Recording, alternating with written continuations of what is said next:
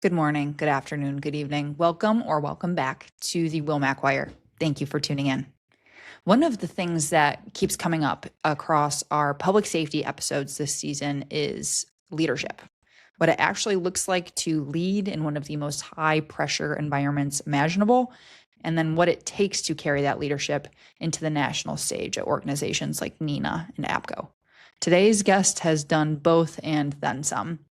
Today, we're sitting down with Melanie Jones, Executive Director of Guilford Metro 911 in Greensboro, North Carolina, and the immediate past president of NENA. So that means in summer of 2025, Melanie just wrapped up a full year leading the largest 911 organization in the country on a volunteer basis.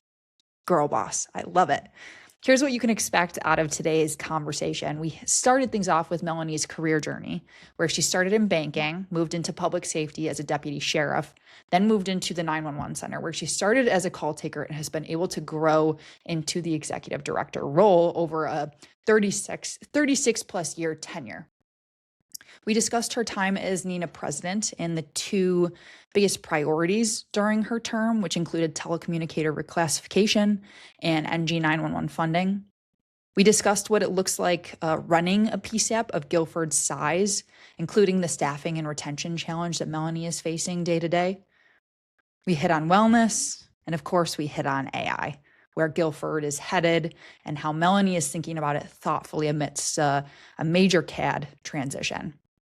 Thank you so much to Melanie for joining us on the podcast. We are pumped to see her and many of the other public safety leaders that we've had the pleasure of speaking with on the Wilmac Wire at some of the upcoming national conferences for NENA and APCO.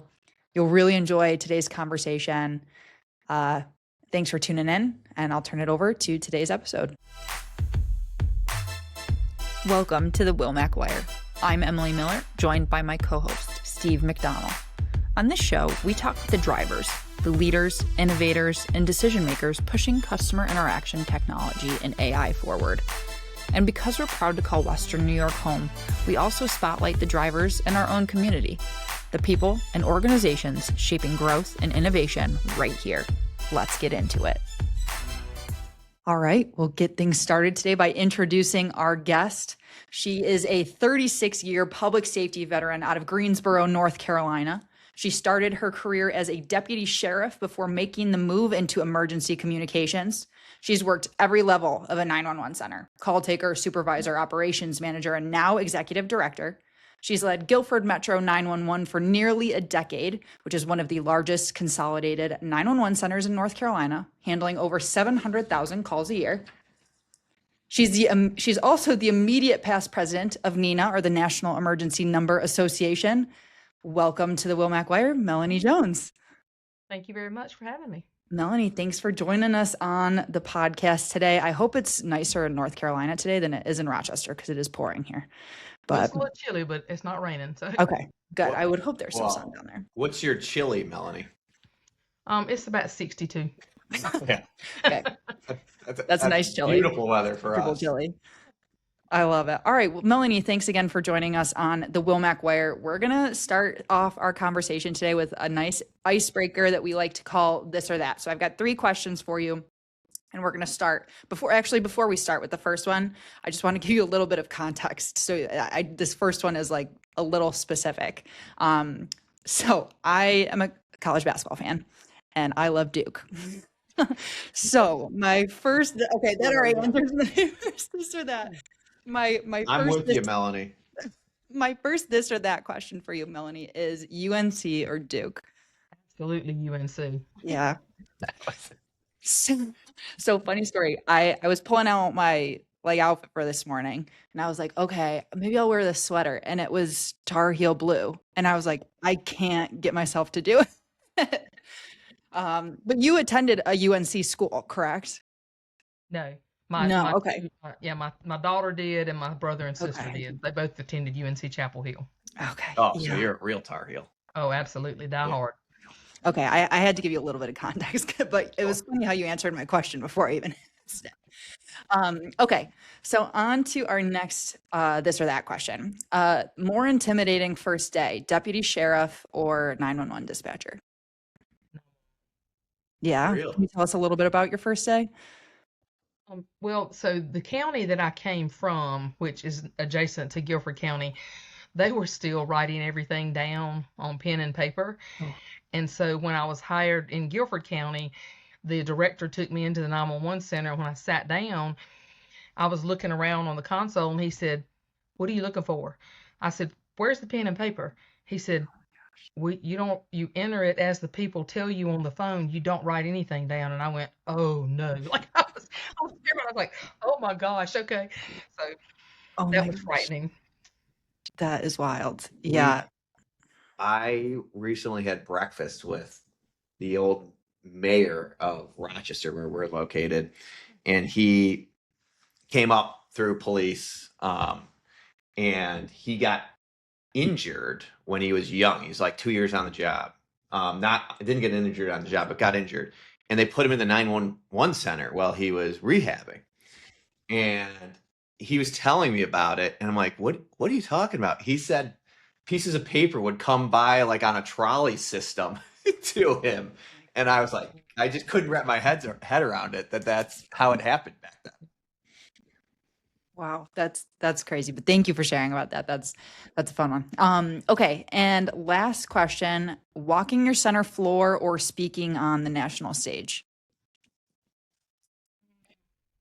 I would say walking on my center floor. Yeah, I mean, I've thoroughly enjoyed my time at NENA, but I mean, my team means more to me than, you know, I can imagine. anything. Been with them entirely too long. So, mhm. Yes. All right. That's lovely. All right. Thanks for humoring me, Melanie, and answering our icebreaker questions. We're gonna get right into kind of our first thing. We always love to chat with people about their career journeys. So, can you tell us more about how you got into public safety and how you ended up at Guilford Metro 911? Sure. So I started my career with the Rockingham County Sheriff's Office. I'd been a Rockingham County native my whole life. Um, Joined them in 1988, right after I turned 21. Became a deputy sheriff 7 months later after going through the basic law enforcement training academy. I was a deputy sheriff for 10 and a half years with them.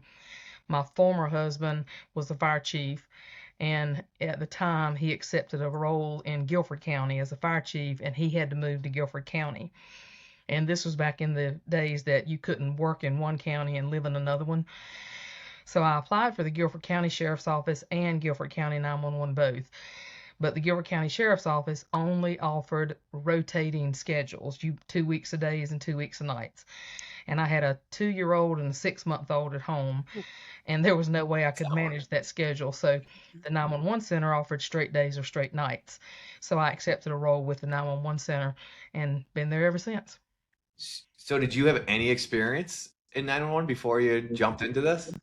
None at all. That's unbelievable. And you Mhm. liked it right off the bat. I absolutely Yeah. loved it. What'd you do, nights or days, when you first started? So I did nights when I initially went, and then I had the opportunity about a year and a half after I started there to get promoted. But I had just moved to day shift, but the promotion was on night shift. But my former husband at the time said, "You got to let them know you're interested in moving up." And so I applied for it, ended up getting it. So that was my first supervisory role, and I was on night shift for 5.5 years Okay. after that. And then I've been on days since then. How Did was you? working nights? Well, You get I used to actually it? enjoyed it. Yeah, I actually enjoyed it because it was lower call volume, Yeah. no admin around, um, that type of thing. But here, there's not really a lot of downtime in Guilford County at the 911 center, except maybe 3 a.m. to 7 a.m. Mhm. Otherwise, it's busy all the time. Did you? I think I had this conversation up at the Toronto Police recently, and in Canada they were saying they're trying to get police officers or sheriffs to maybe sit a day in the 911 center so they can get a feel of both ends of it. Did you feel like your experience being a deputy sheriff before you moved into 911 helped you in the 911 center? It definitely did. Yeah. I knew what the other side of the radio Yep. entailed, and so I had much more patience, Yep. with the deputies. Um, and it helped me provide some leadership in that regard to my team. So Yeah. And Melanie, did you know you wanted to pursue a career in public safety like originally before you even got into 911? No, I was actually working in the banking business, and had been in the banking business for maybe 2.5 years. But the sheriff of Rockingham County was one of our customers, Mm, and he would always come in and say, you need to come to work for me. Your memory's amazing. I need somebody like you. And I said, okay. And he said, when you turn 21, let me know. And so I did. And sure enough, he hired me right after I turned 21. So, Wow. That's a good story. yeah, that is cool to work with a be in the banking industry, work with a customer, and then that's where it takes you. That's very cool. yep. Okay, you touched on this a little bit, Melanie, but like that opportunity to grow within the 911 center and showing that you were interested in growing. What changed most about like how you saw the work as you kind of moved up the ladder? So when I first got promoted to a senior supervisor role, my mother told me her favorite quote was, "Be wise like the owl." She said, "Not everyone is going to like you, and that's okay. You have to accept the higher up you go, less people are probably going to appreciate your decisions, but always make the right decision for the entire team, not just for one or two people." So I've Mhm. always tried to live by that. Yeah, so that kind of mindset, that mantra almost has remained consistent no matter the role. So that's powerful. I like that. That's a Uh, great mantra for leadership. yeah, it is. It is. Uh, okay, and Melanie, when you reflect back kind of on your career journey so far, are there any turning points or moments that have stood out to you as like very formational in how you've approached your role? Yeah, so one of my mentors, the best advice he ever gave me was always take the high road. You'll never regret it. And I've always tried to abide by that. When people disagree with the decision or that they don't like a new product that's coming or something of that nature, I just always try to take the high road, let them see it in action. Then, if they still don't like it, then let's talk about it. So, Yeah, that's totally fair. Okay, and so Melanie, we mentioned it in the intro, but I think 36 years in public safety. Congratulations, first of all. But second to that, like what continues to motivate you in the field to keep getting up every day and going back to it? well, and I know as cheesy as it sounds, the fact that my team genuinely helps people every day is what matters to me. Mhm. It's the fact that we take so many calls every single day and help people, and that matters to me that we are helping our community. 100%. And you mentioned too, in the previous county that you worked with, like how does it compare to Guilford? Oh, there is no comparison. Rockingham No. County is much less busy. Yeah. Okay. Okay. Interesting. It's just so like as we talk to more and more public safety leaders on the podcast, it's just so interesting to hear how vastly different each PSAP runs, their experiences, and then within the leaders, like their backgrounds are always so varied. So we like to pick and prod at that. And you guys are nice enough to share. So um, we'll come back a little bit to Guilford and some of the specifics as to what you're doing within your PSAP, but we wanted to move into more of the NENA conversation and your role in leadership. So I know too, I'm going to ask this up front, but you have experience working with APCO as well. So how have those kind of I know you're representing NENA as the immediate past president now, but how do you balance those two and how do you see them working in the greater public safety ecosystem? So I am a member of both NENA and APCO. Hmm. I was the APCO president on the state chapter level back in 2017, 2018. Um, I think both have great things to offer to 911 professionals. Um, APCO does have the radio piece in theirs that the 911 Association does not. So NENA is a standards-based organization. We have tons of committee work going on for those standards that very few people know about. It's just the unsung heroes, in my opinion, of NENA are those volunteers in those committees that do the work. Um, we have tons of educational offerings. APCO has committee work. We work very closely now on legislative issues on Capitol Hill Hmm. because we have seen that there is strength in numbers and that when you send things to Capitol Hill and you have 3 or 4 organizations supporting it rather than just one, it draws more attention. Right. To that point, as Emily probably knows, I'm going to bring this up, and you've kind of led right into it. The 911 Saves Act. We've been proponents of it, trying to help our New York State representatives push it. It is frustrating that it's kind of stuck where it is now.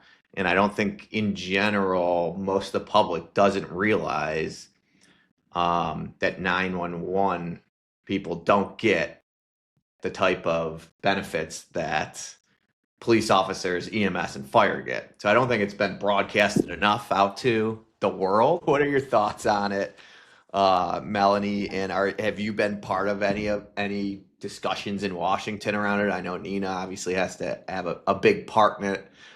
It's super exciting that hopefully it gets pushed through. Hopefully it goes through soon. But kind of your insights into that, if you have any. I think we are more hopeful now than we've ever been because Okay.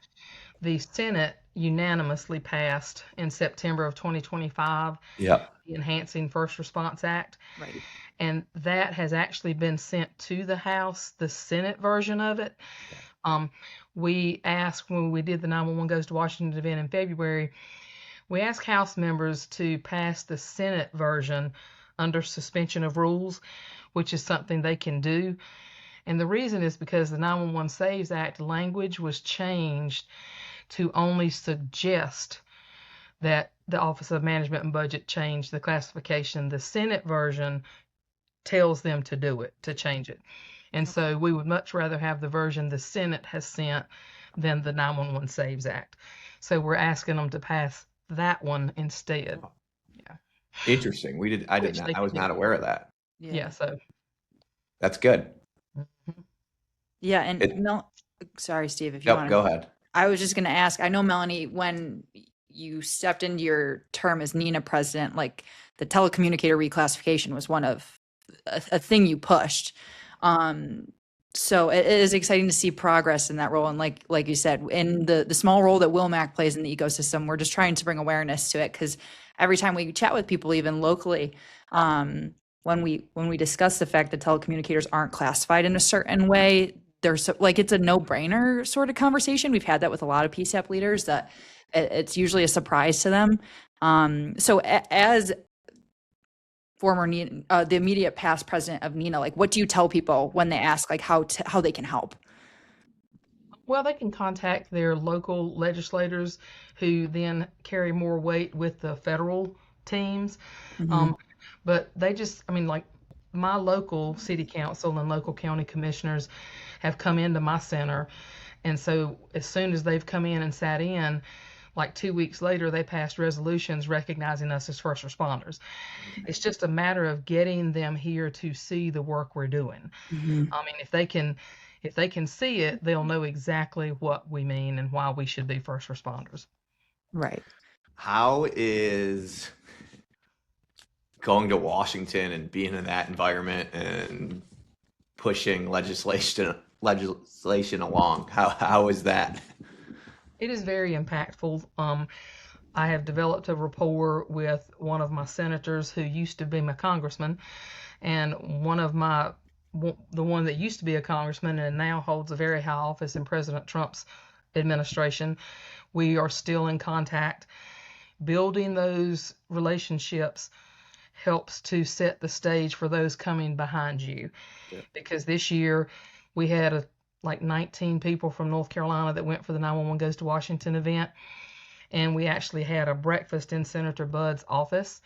Wow. And so even though he personally knows me, he's been to my PSAP 3 times, the interactions with the people he didn't know, I feel like went so much better because of our established relationship. That's awesome. That is wonderful. And Steve and I talk about this often, like, it's at a much higher level than the conferences, but that just in-person interaction is what pushes the needle. Like, it's not just, it is awareness, and that's a piece of it, but being in the room with someone and chatting with them is a lot more effective. Okay, wonderful. Steve, do you have any other questions on the 911 Saves Act before I keep Nope. pushing us? Good Okay, to go. I knew you were gonna bring it up. So it was a good tangent. So Melanie, we mentioned how when you stepped into your presidential role at NENA that was telecommunicator reclassification, that's a tough one, was a top priority for you. What other priorities did you have stepping into that role? And then kind of a separate question to that is like, how does your role as immediate past president differ from the president role? So the next generation 911 funding piece is the secondary priority, and now it's probably the top priority. So many people don't realize that 911 has to be looked at like it's infrastructure. Like when we start going to next generation 911 systems, we still have to keep the legacy systems up and running until the next gen system is built out. And so it is very, very costly to have two systems up and running at the same time. But because so many centers across the country are still on legacy, we've got to get the funding in place. I'm very proud to say that Representative Richard Hudson from North Carolina has actually introduced the information for the authorization to pass, but it just hasn't gotten any footing. It's almost like the House and Senate both see that we've got to get this funded because we are actually, every emergency starts with us, but they just won't stay long enough to decide where the funding's coming from. So we hear this throughout the country when we have these conversations, and obviously up here in New York, it's just stunning to me. I worked in our division that sells into enterprise, and in the enterprise private world, no one would blink an eye at what you just said. Obviously, the legacy has to stand until the production, the new stuff is ready to roll, and then you can let go of the legacy safely, smoothly. That's just how everyone operates. And the money that goes along with it, that's just part of doing business. And it's surprisingly to me when we're talking about like a life and death mission critical environment and people are kicking the can down the road or trying to say, oh no, we might be able to do it without keeping the legacy up. So that's been stunning to me to see that and trying to kind of educate people. It sounds like you have to actually educate your politicians and decision makers with these funds to do the proper thing that benefits everyone in the county because it is the first step of the emergency. Right. So do you find yourself educating a lot? Yes, Doing the education? Yeah. we do. A great deal of our time is spent doing that. And as far as the change from the presidency to the immediate past presidency, so the year that you're president of the national organization, there are 5 international conferences that you have to attend. And then, of course, there are weekly calls with CEO. If anyone reaches out for an interview, they want you to do it. And, things like that. It's just much, much busier once you move to the immediate past president. You're just a regular old Joe again. Well, Did you go ahead, Did you Steve. get to go to anywhere for where'd you go for the international events? So we went to Mexico's NENA conference. We went to British APCO in London, UK. We went to the European Emergency Number Conference in Helsinki, Finland. Oh, cool. And then Canada, St. Yeah. Catharines in Canada for their NENA conference. And then I can't remember. We went to Canada APCO's conference, but I can't remember where it was right off the top of my head. So that's a cool perk to get to go to those. It is. Yeah, you get to explore. Mhm. I was gonna ask Melody, and it just popped out of my head. So let me think about it for a second. I was like, I had it. Yeah, what was it? Oh, okay, yes. So the way the executive board works at NENA, and correct me if I'm wrong, I understand it's like a 4-year term essentially. You start as a second VP, then your first VP, then your president, then your immediate past president. So this started for you 3 years ago. What prompted you to want to get involved at this like national executive level? So North Carolina has had several national NENA presidents. Okay. And one of the former ones is a really, really good friend of mine. And he had reached out and said, you really need to consider running for NENA before you retire. You know, you're a great leader. You know, and I said, well, at the time in 2019, I didn't have my emergency number professional certification, which is a requirement to run for the NENA board. And he said, well, go get it. So in 2020, I got my emergency number professional, and in 2021 is when I ran for the board and was fortunate enough to get elected. Okay, very cool, very powerful. Let me ask, and this is just out of me being unaware, what does it take to become an ENP certified? Ooh, it's the hardest test I've ever taken Yeah. Oh in my my gosh. life. It covers a multitude of topics to include telephony, computer-aided dispatch systems, radio systems. You really just have to have a broad-based knowledge of everything 911. But they have it in a test that's, I want to say 150 questions maybe, but whoo, it was the hardest test I've ever taken. So don't Yikes. want to ever redo that again. I can imagine. Oh my gosh, I didn't know it was that intense, man. Very cool. Okay, I'm gonna call it a quote that you mentioned in your inaugural address, Melanie, but you challenged the 911 community to be the reason people trust 911. So where did that kind of thought come from, and how did it kind of shape your leadership in NENA? So I actually got the quote from the Denise Amber Lee Foundation, which is Okay. one of the big hitters in the 911 industry. Nathan Lee started the foundation when his wife was kidnapped, raped, and murdered in Florida many, many years ago. And I saw the quote several times over the years. And so when I got elected, I reached out and asked them if they would allow me to use that as my tagline and Yeah. to promote my presidency.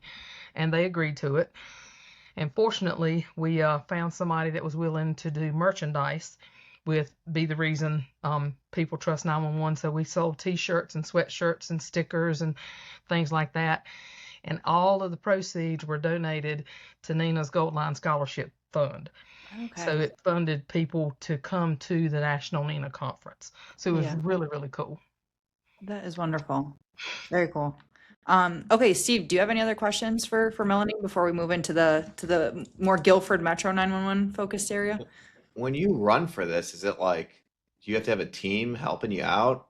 Is it like a political campaign? I'm just curious on how this stuff. Well, because the NENA membership is nationwide, and so it Yeah. really helps to have connections in other states that can support you. And I was fortunate enough to have that, so I was able to attend virtually several states conferences and chapter meetings to introduce myself, tell them who I was, what I was running for, and things like that. So my husband was very beneficial in that respect, helping me to get my word out. So Yeah, It's cool. that's very cool. All right, And your wonderful, Melanie. husband's in the industry. he is now, yes. Okay. Yeah, you convinced him. You got him in Yeah. there. Wonderful. All right. Well, thanks, Melanie, for sharing about your experience with NENA and APCO. We're gonna dig a little bit into Guilford now, and like I mentioned in your intro, Guilford Metro 911 is one of the largest consolidated 911 centers in North Carolina. So, can you just share a little bit about what your day to day looks like running a PSAP of that size? 5 division managers that work for me that actually manage those 5 divisions. The Emergency Communications Division, which is the 911 Center, is our largest division. It has 89 people. So we have 23 on duty at a time on day shift and 21 on night shift. Basically by 7:30 in the morning all the way until after midnight, they're very, very busy. Um, Yeah. I know a lot of centers across the country are saying that they get more non-emergency calls than 911 calls. We don't have that luxury. Our 911 calls are much more than our non-emergency calls. Have you found a trend as to why that's the case for your county I specifically? think it's because it's population, such a large Yeah. metropolitan city Yeah. in the state. Commuter, we have 5, 6 interstates that go through our county in various points and places. So I think a combination of those things. Yeah. But we Okay. I also have a public safety IT division that has 19 people. They manage all of the IT needs for the police department, the fire department, and Guilford Metro 911. We have a radio shop which manages all of our radio systems, general government, public safety, everything in Greensboro, Guilford County, and a couple of adjacent cities. Have an administrative division that manages our budget, Yeah. and the training division that manages all of our hiring academies, CDE hours, bi-monthly training that's mandatory, and things like that. Yeah. You wear the boss cap. I love it. Woman in power. I have great people. I have great people. Awesome. I love it. So I'm going to go a little bit back to what you've been vocal about and, with staffing and retention, because I'm sure it's relevant to what you see at Guilford Metro 911 too, that staffing and retention it's not an easy thing right now for 911. So how are you dealing with that, the retention challenge, and then even the wellness conversation at Guilford? So we are currently at 10 vacancies, which is much, much better than we have been in the last several years. We have increased our starting pay over the last 3 to 4 years, and I think a better starting pay attracts the people to apply. Yeah. I don't really have a magic wand for how you get them to stay, because no matter how much we try to tell people the mental trauma you'll go through listening to these callers, say they understand, but you really don't until you're talking to the people. Right. And when you start taking the calls, that's when we lose a lot of people. And they just say, I can't handle it. I can't handle listening to people's troubles all day long. I just can't do it. I'm not built for this. And I just don't know a magic way to offer retention. But we've done several things in the realm of wellness over the years. We have a room that is built. We actually have gaming things. We have a bookshelf in there, recliners if they just want to go close their eyes and rest on their break. We have a Power Engage, which is a feedback that comes from the public that we just send them a link. They can respond, and the kind comments that they say about the call takers, it connects who their call taker was with their comments. And it rolls on a screen outside of the 911 center, so they see all of that positive feedback. And they've really enjoyed that over the last 2 years. How is recruiting and onboarding? So there's 10 vacancies right now. Do you have to try to get 20, 30 people in because they don't all make it through the training, or they leave before they're done training? And how long is training typically? Yeah, so we take applications year round. Yeah. Because we always have vacancies. I've never been fully staffed my 37 years in the business now. But I think the recruitment is like a 4 to 5 month process because of the extensive background we have to do because of dealing with law enforcement and things of that nature. So by the time we bring somebody on and they start with us, they are in a 10 to 12 week rookie academy where they obtain all of their certifications they're required to have to work in the center. And then once they graduate from that rookie academy, they start with a training officer in the 911 center, and they have up to a 6-month probationary period to be signed off on call take. In that probation, can they take calls alone, or are they just kind of being... They're with the CTO. They're with the training officer. So then if they make it through the probation, they get out on the floor. Correct. So that takes a long time in general, just doing that. So if you're behind, it's like a flywheel that keeps happening, and you guys keep getting behind. Yeah, we actually just had an academy of 7 that finished, and 2 of the people have been signed off like 4.5 months. So they are doing very, very well, because that's not good. the usual case. Yeah. Interesting. And Interesting. we've seen this common with basically everyone we speak to. Yeah, and it's interesting too, because each training, like time period is different too, and it varies. But like Steve said, it's kind of like that never ending cycle, because during that training period, you have to hire more. Who knows if they'll actually make it to the end? During that period, you might lose someone. Like, it's just, And you're I don't envy you. and during that period, you're running short to begin with, which sounds like you guys are always running short. Right. Okay. How do you determine?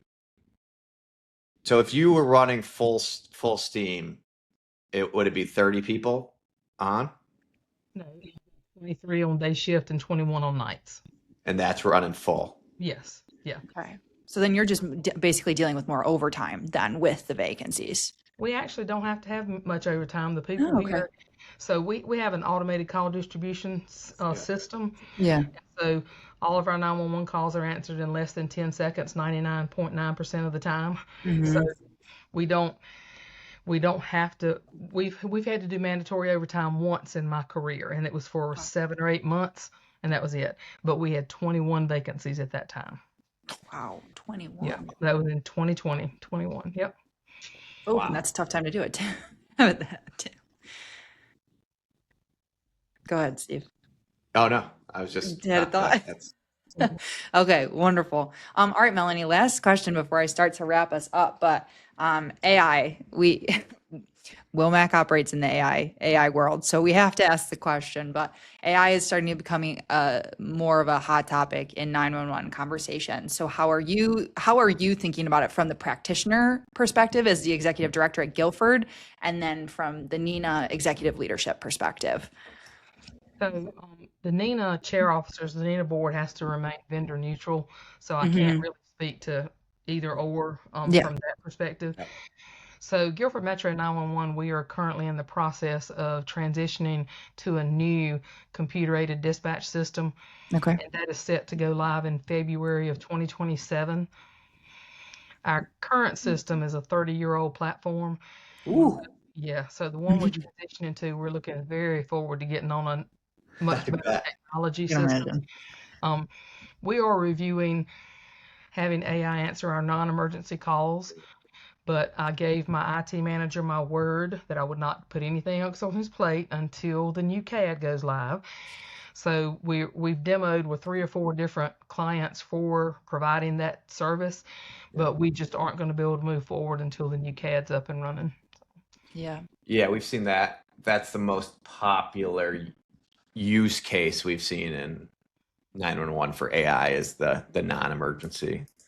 The three or four big guys that are all getting gobbled up by the even bigger guys already in public safety. To not just AI, but NG911 in general. Is that going to, if you were to get funded, does that allow you to look at new call handling and technology across the board as well? So here in North Carolina, we have a statewide EZNet. And so our state 911 board has the contract with AT&T, who also only allows 3 different providers to do our call handling solution. So it's either Intrado's Viper or Vesta or now Carbine. And so those are our only 3 options for call handling. Yeah. We have been on the Intrado Viper for years and years and years. And so again, even if I like another product better, I'm not putting anything else on my team manager's plate until after we finish the CAD. So. They're the 3 big guys, right? They are. Yeah, makes a lot of sense. Okay, I think those are all the questions I had for you, Melanie. Steve, do you have any additional questions for Melanie?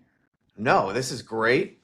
I wish we were heading to Carolina conference next week, but I'm going to be in Niagara Falls at New York 911, which also New York, trying to figure out the arrangement with New York, why we don't have NENA and APCO, but have